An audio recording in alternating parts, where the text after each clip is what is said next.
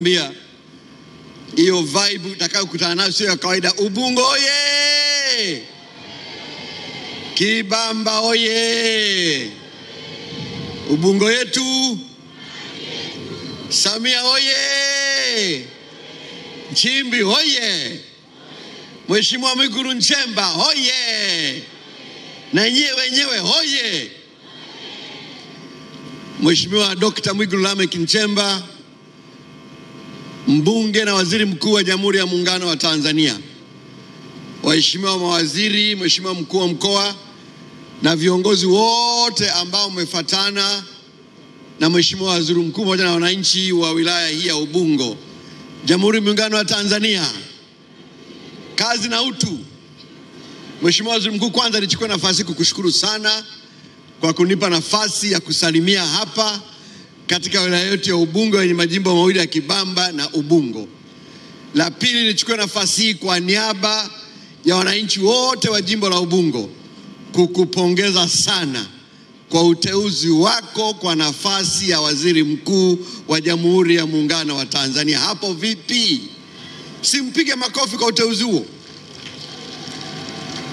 Mheshimiwa waziri mkuu, mimi binafsi nilifurahi sana nikiwa mbunge wa jimbo la Ubungo, lakini unafahamu pia nikiwa homeboy wako Iramba, uteuzi wako huu umetugusa sana watu wa Ubungo na hususan watu wa Singida, ukiwa waziri mkuu wetu ambaye ni miongoni mwa waziri mkuu wadogo sana kiumri ambao wamewahi kutokea. Mungu akubariki sana. Na ujio wako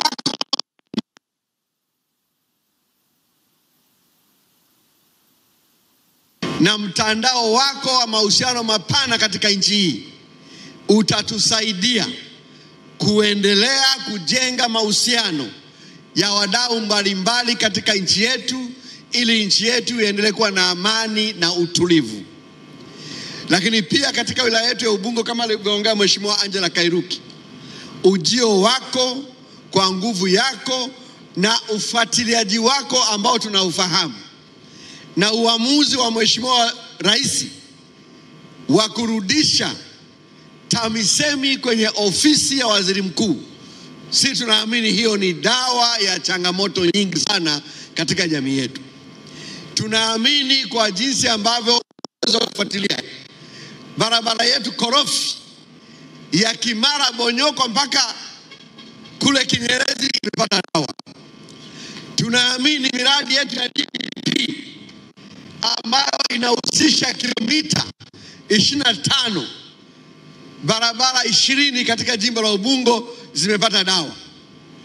Tunaamini changamoto ya maji ya kupotea katika mitaa mbalimbali ikiwemo mtaa wetu wa Golani, mtaa wa City View kule Makuburi, mitaa Midizini kule Manzese, kule Makurumla, Mabibo, changamoto ya maji kwa ufuatiliaji wako itaenda kuisha, kwa sababu hakuna sababu za msingi kwa mkoa wa Dar es Salaam kuwa na shida ya maji, kwa sababu serikali ilikwisha kuwekeza fedha nyingi. Jambo hili ni jambo la ufuatiliaji.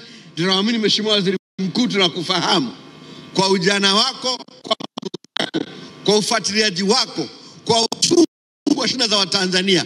Mambo hayo yanakwenda kuongeza nguvu kumsaidia Mheshimiwa Rais ili sisi na wewe changamoto ziende kupungua. Lakini kwa mwisho kabisa, tunaamini ujio wako na ziara yako hii baada ya changamoto ya 29, tunaamini miundombinu yetu ya mwendo kasi utatoa kauli hapa ya serikali ili mkoa wa Dar es Salaam upone na huduma ziweze kurejea. Hapo vipi? Mheshimiwa Waziri Mkuu, baada ya kusema hayo, tukukaribishe tena katika wilaya ya Ubungo na jimbo la Ubungo. Mungu akubariki.